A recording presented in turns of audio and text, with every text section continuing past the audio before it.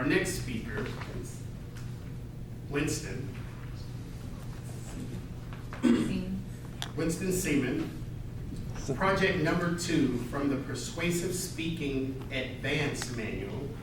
Winston Seaman has owned his own electrical contracting business for over 25 years.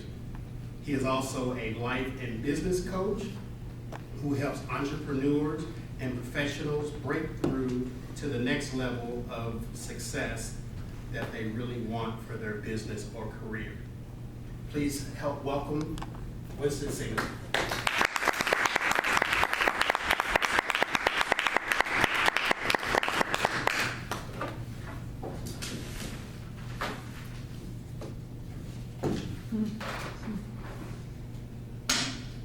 Sell.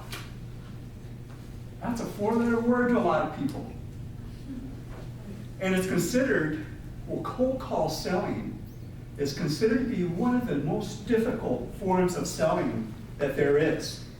And who can tell me what cold call selling is? Reaching out to people who may not be interested in your product at all or what you're selling and try to pitch them. Calling people or businesses in order to sell your product. Okay. Thank you. Reaching out to people you don't know or you've never met to sell a product. Exactly. You do not have a relationship with these people, and you are just walking up cold to start a relationship, hopefully to sell them something. Now, what is missing when you don't know somebody is trust and rapport. And that is so important. And so, what is one of the things that you can do when you first meet somebody in a business setting like this to create and build trust and rapport? Yes.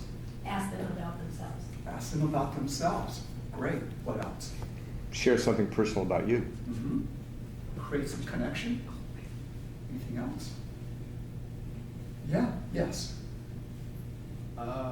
Give them a reason why they should listen to you. Show them a reason why they should listen to you. Yes. You introduce yourself and let them know what you're all about. Yeah, let them know who you are, especially if you can find something in common. Do you share something in common? What is something that they can learn about you, maybe that would build trust? It might even be just the way that you show up. You know, it might be just the way that you look at them, what your energy is like, so that it builds confidence. Now, once you've built confidence, another very important thing that you want to do is to find out what their needs are. Now, say for example, you might want to sell me something that I need. So if you came up and tried to sell me a comb right now, you're probably not going to be very successful. Yesterday? Yeah. Today, no. At the same time, if you try to sell me a hat right now, I might go for it because I'm realizing how cold it gets up here when there's no hair on your head. And I'm starting to have a hat in my truck right now. And it's like every little breeze is like, whoa, where did that come from? There's all these little sensors up here. So another example of the importance of needs is that the most important thing, well, you take salespeople. Now, salespeople on an average earn maybe $30,000 a year. And then you have the top tier salespeople that make, say, around average $300,000 a year. They've done studies on what the difference is. The difference between these two groups is that the people in the top tier, they always place the most importance on their customers' needs. Always. And so if we can remember that we're looking for the customer's needs and then offering that to them, then we have some place to start with. Once we find out what their needs are, it's like, oh, my business, I need to get more sales. Then if you can show them a solution, you can offer that solution, you can make an offer, and once they have that offer, They may experience some objections, probably some fears of the money, of making a commitment, and then you can resolve that individually, and then you can make the offer again. And now, to help me demonstrate this, my beautiful assistant, Melanie.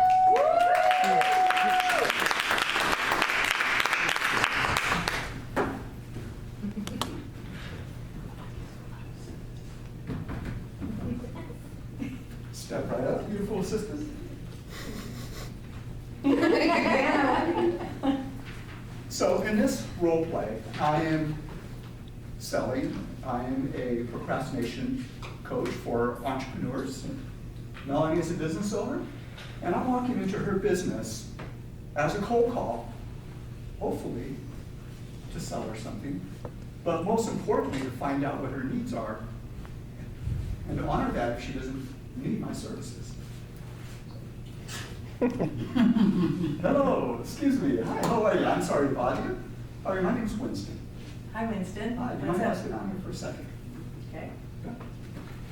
So, what do you do here? We sell tape. You sell tape. And all these friendly people that are surrounding us, are these friends? These are our salespeople. These are all salespeople. Very good.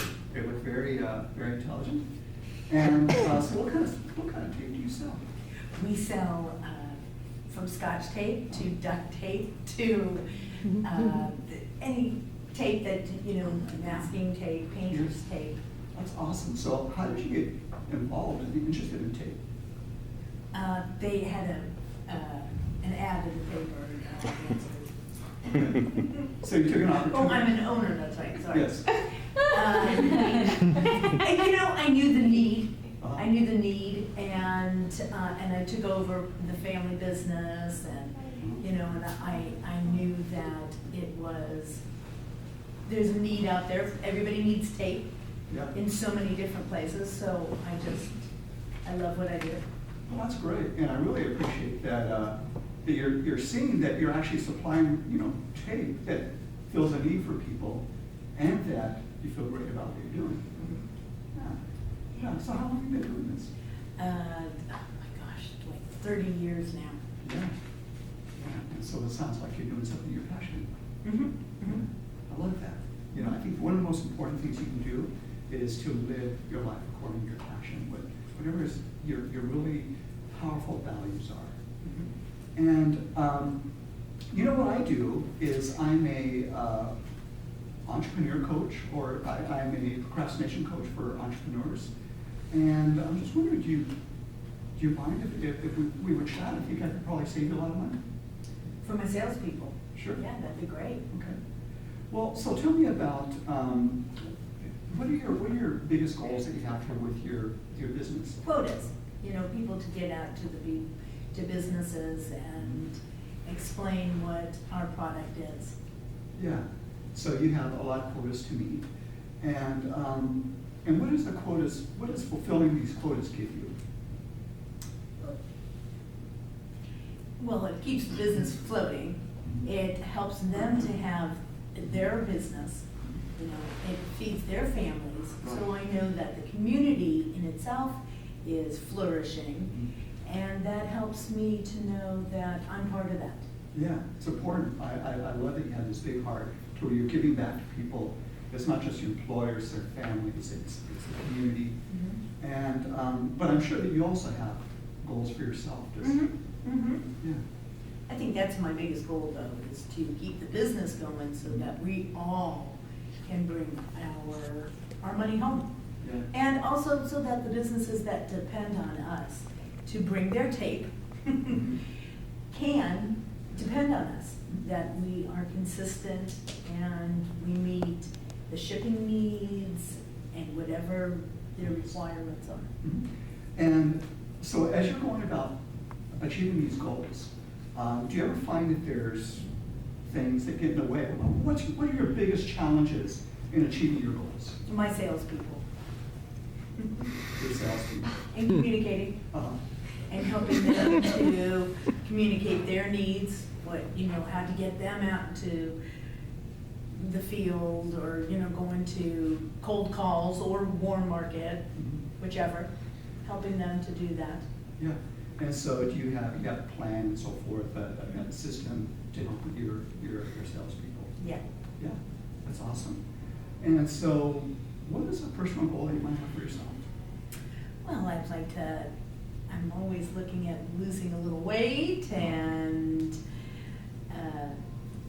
I have a couple of personal goals around my home Mhm. that I'm currently working on cleaning up the taxes so that next year won't be as hectic as this year was. Yeah. And keeping, my organizing. So between those two goals, which one do you think is most important to you?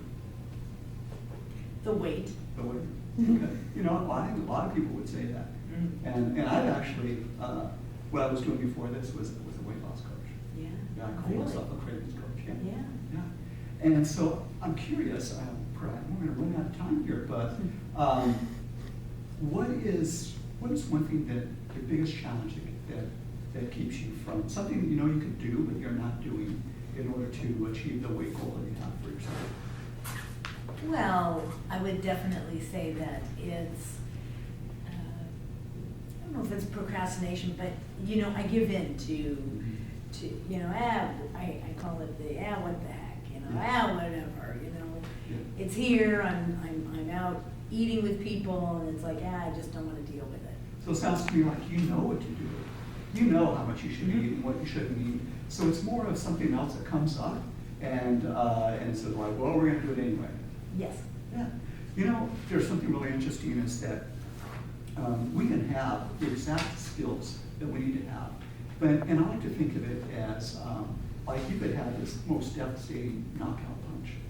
And if someone can just block it even just a hair, so it just passes them, it's like you don't have it at all. If you can't hit them with it, it doesn't do anything for them.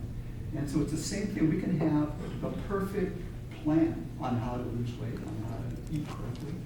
And when there's a mental block that comes up, and it has to say like, oh, forget about that, go ahead and eat.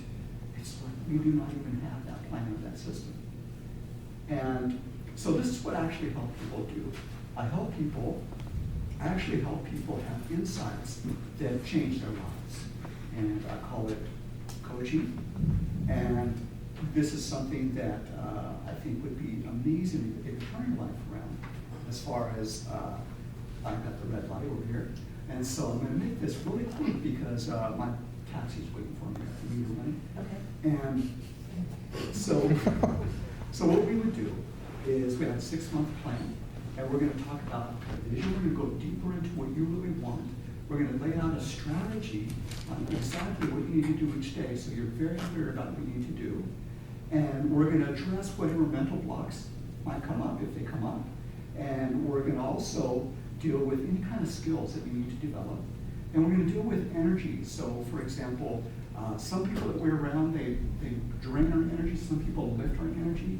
We're gonna learn to put more things into your life that actually give you energy, to take things out that reduce your energy, and that can be life-changing right there.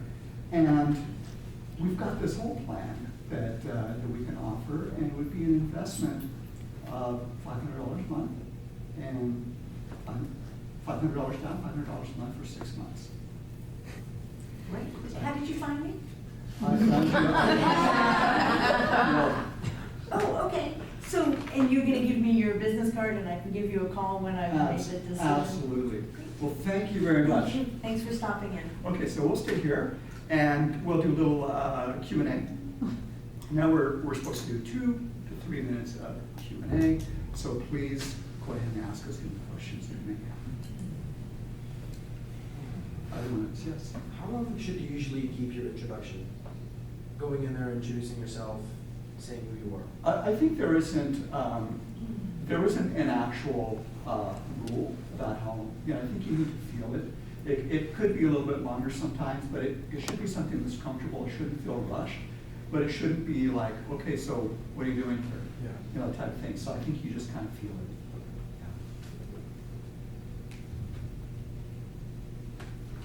Good question. Sure. When do you, if you're selling, do you build up the hype of what you're selling, or do you let people know what you're selling right away, or do you tell them at the end, this is what I'm selling? So what I was doing with Melanie, and we took a road that was unexpected to me. And I was a procrastination coach, but I ended up, her need was actually to lose weight, at least that's what she put out there. And so I don't lead with what I'm selling, but I lead with to discover what their needs are. So, and she may need procrastination coaching and weight loss coaching, but if there's one of those that is on her mind most right now, that's the one that I want to address. And it's not that she needs it, but if that's what's on her mind right now, that's the one I want to go to. That's why I didn't try to push her towards procrastination coaching. It was like, oh, so what interests you, what you want to talk about right now is weight loss coaching. Well, let's talk about that. So in other words, if you show up somewhere, you may have a catalog of services or products that you offer, and you don't necessarily just pick one and say, this is what I'm gonna sell to this person. You would walk in there and say, I thought I'd offer you this one, and they might say, well, this one over here is what I really need, and so then you'll talk about that. And then it's more important to actually pull out what are their needs, what are they struggling with, how is that affecting them, what cost is that having them in their personal life and in their business. Address that so they feel the pain point. It's like, oh, this is really affecting me, this is the cost that it's having. And then when you make the offer, she realizes, well, there's a value into investing in changing this part of my life. And so I would love to thank my wonderful assistant. Please give her a hand.